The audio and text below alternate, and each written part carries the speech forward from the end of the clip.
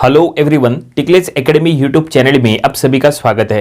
आज के वीडियो में ओम्स लॉ ये टॉपिक को हम आगे बढ़ाएंगे और आज हम इसका सेकंड प्रॉब्लम सॉल्व करेंगे। तो देखिए, जो प्रॉब्लम आज हमें सॉल्व करना है वो आपके सामने है। क्वेश्चन में क्या लिखा है हम पढ़ेंगे। यहाँ पे एक सर्किट दिया है और इसके लिए क्वेश्चन में लिखा है for the circuit shown find the current flowing through each resistance, total current is 4 ampere. इसका मतलब ये सर्किट में जितने भी रेजिस्टेंसेस है सभी रेजिस्टेंस में से फ्लो होने वाला करंट हमें फाइंड आउट करना है। तो चलो हम ये प्रॉब्लम सॉल्व करेंगे और ये हमें by using Ohm's law solve करना है। वैसे आप ये problem by using current division rule भी सॉल्व कर सकते हैं। करंट डिवीजन रूल से कैसे प्रॉब्लम सॉल्व होते हैं उसके ऊपर भी इसके पहले नंबर ऑफ वीडियोस बनाए थे, वो वीडियोस आप देख लीजिएगा। करंट डिवीजन रूल आपको आ जाएगा। लेकिन जो कि हम इसको ओम्स लॉ से सॉल्व करना है, तो ओम्स लॉ से सॉल्व करते समय यहां पे करंट फाइंड आउट करने का फार्मूला क्या लगेगा। देखो, ओम्स लॉ के थ्रू आपको 3 फार्मूलेज मिलते हैं, एक वोल्टेज का, एक रेजिस्टेंस का और एक करंट का। ठीक है, देखो हम आपको तीनों फार्मूलेज यहां पहले बता देते हैं। वोल्टेज का फार्मूला बनता है V इक्वल्स टू IR। ये फार्मूले से आप वोल्टेज फाइंड आउट कर सकते हैं। देन अगर आपको रेजिस्टेंस फाइंड आउट करना है तो फार्मूला बनता है R equals to V by I। ये फार्मूले से आप रेजिस्टेंस R का वैल्यू फाइंड आउट कर सकते हैं। और अगर आपको करंट फाइंड आउट करना है तो फार्मूला आप यूज कर सकते हैं current I equals to V by R। ये 3 फार्मूलेज काफी इंपॉर्टेंट रहेंगे। ओम्स लॉ से आपको ये 3 फार्मूलेज मिलते हैं, ये काफी इंपॉर्टेंट है। अब ये तीनों में से अब यहाँ पे कौन सा फार्मूला यूज करना है करंट फाइंड आउट करने के लिए, तो जाहिर सी बात है अगर हमें करंट फाइंड आउट करना है तो हम ये फार्मूले का यूज करेंगे।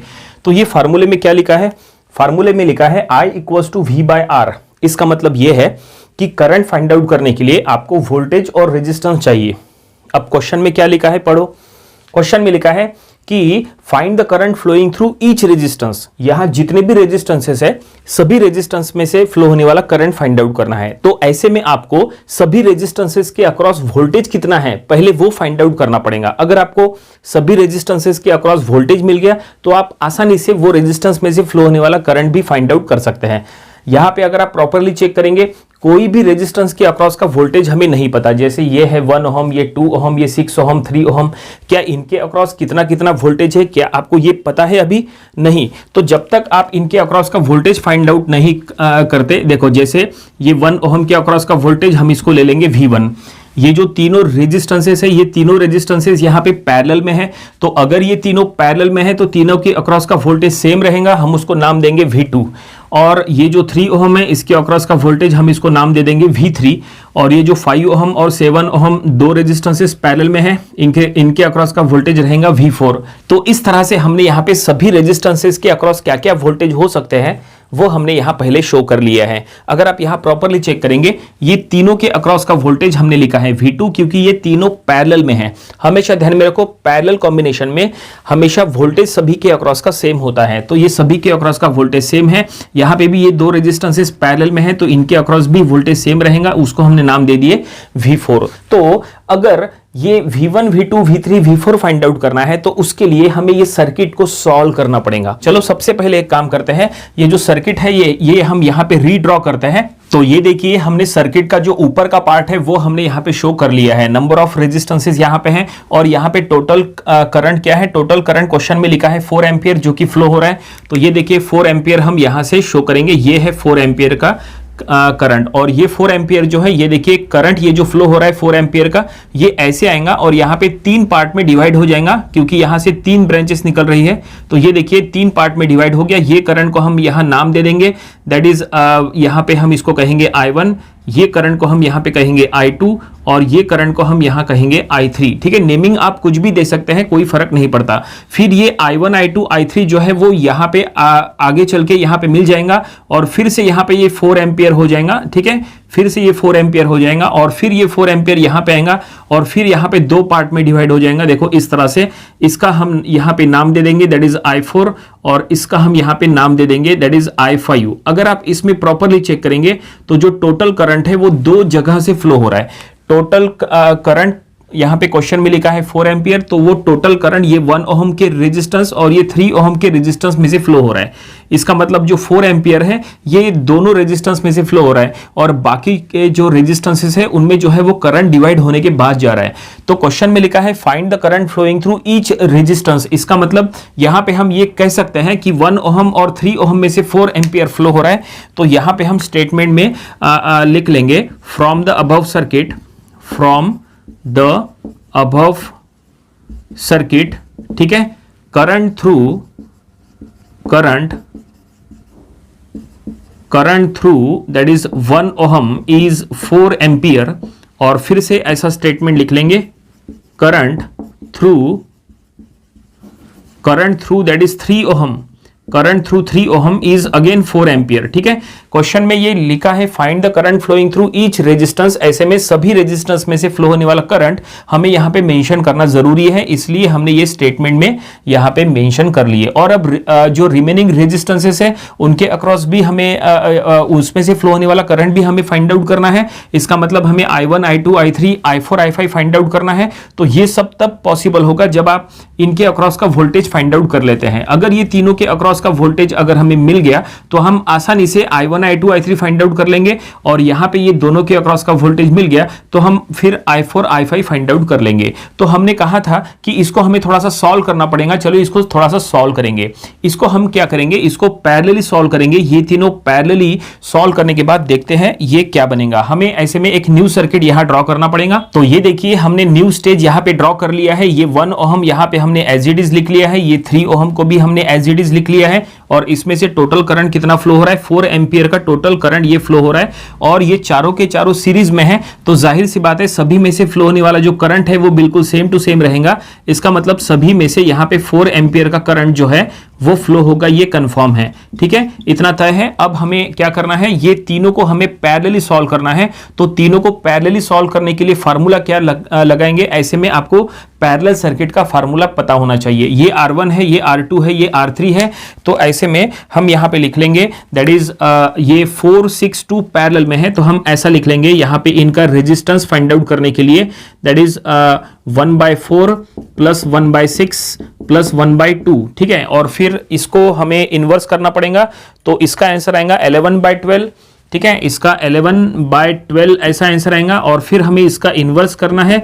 तो इन्वर्स करने के बाद जो है इसका आंसर आएगा दैट इज इन्वर्स करने के बाद 12/11 जो कि हो जाएगा 1.09। तो 1.09 का हमें यहाँ पे रेजिस्टेंस मिला है। देखो इसको हमने, ये देखिए यहाँ पे जस्ट मिनट, यहाँ पे हम इन्वर्स का सिंबल दे देते हैं। ठीक है, ये इन्वर्स का सिंबल ये देखिए।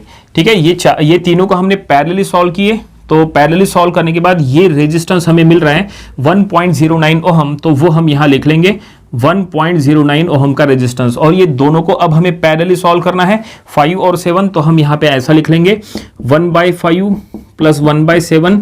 ठीक है, और इसका हमें इन्वर्स करना है यहाँ पे और देखते हैं इसका आंसर यहाँ पे क्या आता है। तो 1/5 प्लस 1/7 को भी हम यहाँ पे सॉल्व करेंगे। कैलकुलेटर में आप आसानी से सॉल्व कर सकते हैं, कोई दिक्कत नहीं है। That is 5 inverse plus 7 inverse.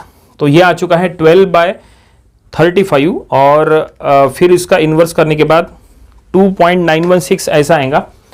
तो ये हम यहाँ लिख लेंगे 12/35 और फिर जब आप इसका इन्वर्स कर लेंगे तो इन्वर्स करने के बाद इसका आंसर आएगा 2.916 ओम का रेजिस्टेंस आएगा। ठीक है, तो ये दोनों को पैरेलली सॉल्व करने के बाद हमने यहाँ निकाल लिए हैं 2.916। तो ये हम यहाँ लिख लेंगे 2.916 ओम का रेजिस्टेंस। तो इस तरह से यहाँ पे ये स्टेज हमने कंप्लीट कर लिया है। ठीक है, यहाँ पे पैरेलल सर्किट को सॉल्व करने के बाद ऐसा हमने सर्किट बना दिए और सभी में से क्या फ्लो हो रहा है, सभी में से 4 एम्पियर का करंट फ्लो हो रहा है। और अब हम ये सभी के अक्रॉस का वोल्टेज फाइंड आउट कर सकते हैं। वैसे V1 और V3 फाइंड आउट करने की जरूरत नहीं है, हमने यहाँ पे मेंशन किया है V1, V2, V3, V4। लेकिन V1 और V3 फाइंड आउट करने की जरूरत इसलिए नहीं है क्योंकि इसमें से फ्लो होने वाला करंट हमें ऑलरेडी पता है 4 एम्पियर और इसमें से भी 4 एम्पियर फ्लो हो रहा है, लेकिन हमें V2 और V4 फाइंड आउट करना बहुत ज़रूरी है, क्योंकि V2 और V4 अगर हमें मिल गया तो ही ये I1, I2, I3, I4, I5 हमें मिल जाएगा, नहीं तो नहीं मिलेगा। तो ये V2 इसका मतलब ये तीनों के अक्रॉस का हमें वोल्टेज, तो ये V2 इसका मतलब ये देखो 1.09 ओहम के अक्रॉस का ये वोल्टेज फाइंड आउट हमें करना है। तो हम यहाँ पे लिख लेंगे V2 हमें फाइंड आउट करना है, तो उसके लिए हम यहाँ स्टेप लिख लेंगे V2 इक्वल्स टू V2 इसका मतलब इसके अक्रॉस का वोल्टेज, ठीक है। तो इसमें से फ्लो होने वाला जो करंट है वो 4 एम्पियर इंटू 1.09, ठीक है, क्योंकि वोल्टेज फाइंड आउट करने के लिए फार्मूला है voltage V equals to I into R। इसका मतलब अगर आपको इसके अक्रॉस का वोल्टेज फाइंड आउट करना है तो जाहिर सी बात है इसमें से फ्लो होने वाला करंट और इसके अक्रॉस का रेजिस्टेंस वो हमने यहाँ पे यूज किया है, ठीक है। चलो हम यहाँ पे मेंशन कर लेंगे V2, ठीक है। यहाँ पे हमने ये देखो यहाँ पे रहेगा V2 और यहाँ पे रहेगा दैट इज V4, ठीक है। जस्ट अ मिनट, यहाँ पे V4 और इसके अक्रॉस क्या था, दैट इज V2, ऐसा था। और अब बस ये हमें सॉल्व करना है। तो 4 इंटू 1.09 हमने किए तो ये आ चुका है 4.36 वोल्ट का वोल्टेज हमें मिल चुका है V2। तो ये हमने V2 फाइंड आउट कर लिए और ये V2 इसका मतलब ये तीनों के अक्रॉस का वोल्टेज हमें मिल गया 4.36। बिल्कुल इसी तरह से ये दोनों के अक्रॉस का वोल्टेज V4 हमें फाइंड आउट करना है। तो V4 फाइंड आउट करने के लिए इसमें से फ्लो होने वाला करंट और इसके अक्रॉस का रेजिस्टेंस इसका हम यूज कर रहे हैं। तो ये हम अब यहाँ पे लिख लेंगे V4 इक्वल्स टू इसमें से फ्लो होने वाला करंट है दैट इज 4 इंटू इसके अक्रॉस का रेजिस्टेंस है 2.916, हम यहाँ लिख लेंगे 2.916 से हमने मल्टीप्लाई कर लिए। बस इसको यहाँ पे ये दोनों को मल्टीप्लाई कर लो, 4 इंटू 2.916, तो ये आ चुका है दैट इज 11.664। तो ये हम यहाँ लिख लेंगे 11.664 वोल्ट का वोल्टेज हमने V4 फाइंड आउट कर लिया है। इसका मतलब जो लास्ट में दो रेजिस्टेंसेस पैरेलल में थे ये दोनों के अक्रॉस का वोल्टेज हमें यहाँ पे मिल चुका है V4। तो इस तरह से हमने V2 V4 फाइंड आउट कर लिए। ये V2 V4 काफी इंपॉर्टेंट था, V1 और V3 फाइंड आउट करने की जरूरत नहीं है। आप चाहे तो फाइंड आउट कर सकते हैं, कोई दिक्कत नहीं है। V1 फाइंड आउट करने के लिए 4 इंटू 1 कर लो तो 4 वोल्ट हो जाएगा V1, और V3 फाइंड आउट करने के लिए 4 इंटू 3 कर लो तो 4 3 12 हो जाएगा, तो इसके अक्रॉस आएगा 12, ठीक है। इस तरह से आप निकाल सकते हैं, लेकिन वो निकालने की जरूरत नहीं। V2 और V4 काफी इंपॉर्टेंट था तो वो हमने निकाल लिए। तो चलो अब ये V2 का यूज करके हम I1, I2, I3 find out करेंगे। तो चलो सबसे पहले फाइंड आउट करेंगे I1। तो I1 फाइंड आउट करने के लिए हम यहाँ पे V2 बाय यहाँ पे क्या करेंगे V2 बाय 4, क्योंकि करंट फाइंड आउट करना है। तो करंट फाइंड आउट करने का फार्मूला हमने यहाँ बताए थे, current I equals to V by R। अगर आपको I1 फाइंड आउट करना है 4 ओहम में से फ्लो होने वाला, तो इसके अक्रॉस का वोल्टेज और ये 4 ओहम उसका हमें यूज करना है। तो इसके अक्रॉस का वोल्टेज है V2, तो हमने यहाँ लिखा है V2 बाय 4। तो V2 का वैल्यू क्या है, तो V2 का वैल्यू है 4.36, तो हम यहाँ लिख लेंगे 4.36 बाय 4, और इसको जब हम कैलकुलेटर में सॉल्व करेंगे तो ये हमें I1 यहाँ पे मिल जाएगा। तो हम यहाँ लिख लेंगे 4.36 बाय 4, तो ये आ चुका है दैट इज 1.09। तो ये हम यहाँ लिख लेंगे 1.09 एम्पियर का करंट दैट इज I1, ठीक है। इस तरह से ये हमने I1 फाइंड आउट कर लिए। और अब I2 फाइंड आउट करेंगे। I2 फाइंड आउट करना है 6 ओहम में से फ्लो होने वाला, तो इसके अक्रॉस का वोल्टेज V2 और 6 ओहम का यूज करो। तो यहाँ पे हमें बस थोड़ा सा चेंज करना है डिनोमिनेटर में, V2 that is V2 bye 6 करना है। यहाँ पे V2 बाय 4 था, अब V2 बाय 6 हो जाएगा। तो V2 यानी अगेन 4.36 डिवाइडेड बाय 6। तो देखते हैं I2 का वैल्यू यहाँ पे क्या आता है, करंट I2, ठीक है। तो हम यहाँ पे करेंगे तो ये आ चुका है दैट इज 0.726। तो ये हम यहाँ लिख लेंगे 0.726 एम्पियर का करंट ये हमें I2 मिल चुका है। बिल्कुल अब इसी तरह से I3 फाइंड आउट करेंगे, जो कि ये देखिए I3 जो 2 ओहम में से फ्लो हो रहा है, इसके अक्रॉस का वोल्टेज V2 और 2 ओहम का हमें यूज करना है। तो ये हम यहाँ लिख लेंगे I3 equals to V2 bye यहाँ पे क्या हो जाएगा 2। तो ये हम यहाँ लिख लेंगे 4.36 डिवाइडेड बाय 2, ठीक है। तो इसके थ्रू हमें यहाँ I3 का वैल्यू मिल जाएगा 4.36 डिवाइडेड बाय 2 हमने कर लिया है। तो इसका आंसर आया है 2.18। तो ये हमें I3 यहाँ पे मिल चुका है, क्या मिला है 2.18 एम्पियर। तो फाइनली हमने I1, I2, I3 find out कर लिए। प्रॉब्लम कंप्लीट नहीं हुआ क्योंकि अब हमें I4 I5 भी फाइंड आउट करना है। ठीक है, ये तीनों करंट्स हमने फाइंड आउट कर लिए। ठीक है, आप चेक कर सकते हैं कि आपने जो सॉल्व किए हैं वो सही है कि नहीं। कैसे चेक करना, तो एक काम करो, I1 I2 I3 को जस्ट ऐड करो। ठीक है, आपके पास कैलकुलेटर तो होगा ही, तो आप क्या करो, I1 I2 I3 को ऐड करो। 1.09 प्लस 0.726 प्लस 2.18। अगर आप ये तीनों को ऐड कर लेंगे कैलकुलेटर में तो अप्रोक्सीमेटली 4 एम्पियर का करंट आता है, और वो आना ही चाहिए। अगर 4 एम्पियर आ गया तो समझ लो आपने जो सॉल्व किए हैं वो बिल्कुल सही है, अगर नहीं आया तो समझ लो रॉन्ग है। ठीक है, तो फाइनली आपने I1 I2 I3 find out कर लिए, लेकिन जैसा हमने कहा था अब हमें I4 I5 फाइंड आउट करना है। तो चलो I4 I5 फाइंड आउट करेंगे। तो I4 फाइंड आउट करने के लिए आपको क्या करना पड़ेगा, ये 5 ओम के अक्रॉस का वोल्टेज V4 का आपको यूज करना है। तो चलो फाइंड आउट करेंगे।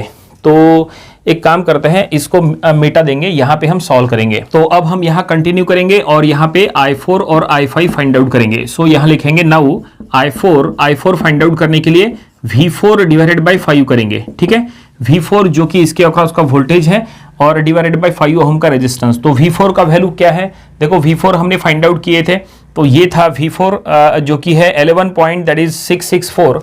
तो ये हम यहाँ लिख लेंगे 11.664 डिवाइडेड बाय 5, और इसको बस आप कैलकुलेटर में सॉल्व करो। तो ये 11.664 डिवाइडेड बाय 5 करेंगे तो ये आ चुका है 2.332। तो ये हम यहाँ लिख लेंगे I4 का वैल्यू दैट इज 2.334 एम्पियर का करंट। तो ये हमने I4 निकाल लिया है। बिल्कुल इसी तरह से अब हमें I5 भी फाइंड आउट करना है। I5 जो कि ये 7 ओम रेजिस्टेंस में से फ्लो हो रहा है, तो ये हम यहाँ लिख लेंगे I5 equals to again V4 bye 7 करेंगे। इसका मतलब 11.664 डिवाइडेड बाय 7। तो ये आई थिंक 1 पॉइंट कुछ आंसर आएगा, तो इसको हमने सॉल्व कर लिया है 1.666। तो ये हम यहाँ लिख लेंगे दैट इज 1.666 एम्पियर का करंट, जो कि हो जाएगा दैट इज I5। इसका मतलब 7 ओम रेजिस्टेंस में से फ्लो होने वाला करंट भी हमें यहाँ पे मिल चुका है। तो फाइनली क्वेश्चन में जैसा लिखा था कि find the current flowing through each resistance, सभी के सभी रेजिस्टेंस में से फ्लो होने वाला करंट हमें फाइंड आउट करना था। तो सबसे पहले हमने ये यहाँ पे स्टेटमेंट में लिख लिया है कि current flowing through 1 ohm and 3 ohm is 4 ampere, ये हमने स्टेटमेंट में लिख लिया है। देन I1 I2 I3, तो ये हमने निकाले हैं, देखो I1 I2 I3, और ये दो रिमेनिंग रेजिस्टेंस में से I4 I5, तो ये भी हमने यहाँ फाइंड आउट कर लिए। इसका मतलब क्वेश्चन में जो कुछ भी कहा था वो सब कुछ हमने सॉल्व कर लिए। प्रॉब्लम यहीं पे कंप्लीट हो गया। उम्मीद करते हैं कि ये प्रॉब्लम आपको समझ में आया होगा। ये प्रॉब्लम आपको अपनी प्रैक्टिस बुक में जरूर सॉल्व करके देख लेना चाहिए। ये था ओम्स लॉ, ये टॉपिक का प्रॉब्लम नंबर 2। इसके पहले जो हमने इसका एक प्रॉब्लम लिए थे वो भी आपको स्टडी कर लेना चाहिए, और इसके आने वाले दिनों में हम इसके और भी नंबर ऑफ प्रॉब्लम्स कवर करेंगे ताकि इसकी अच्छी खासी प्रैक्टिस हो जाए। तो मिलते हैं नेक्स्ट वीडियो में। Thank you very much.